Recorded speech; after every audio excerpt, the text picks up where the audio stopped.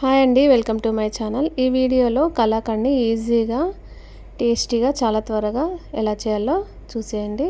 ముందుగా ఒక పాన్ తీసుకొని ఒక bowl milk powder, half bowl paneer వేసుకోవాలి, ఒక బౌల్ పాలు పోసుకోవాలి. చల్లవే పోసేసుకొని బాగా మిక్స్ చేసుకోవాలి. ఇలా చేసుకున్న తర్వాత స్టవ్ వెలిగించుకొని లో ఫ్లేమ్లో కలుపుకుంటూ ఇలా దగ్గర పడే వరకు కలుపుకుంటూ ఉండాలి.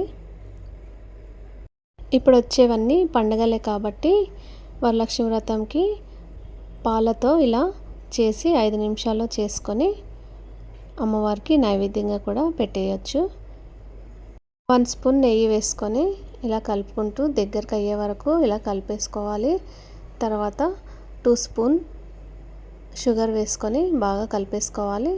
ఇప్పుడు 1/2 స్పూన్ ఇలాచి పొడిని వేసుకొని ఇంకా దగ్గరికి అయ్యే వరకు ఇలా కలిపేసుకోవాలి.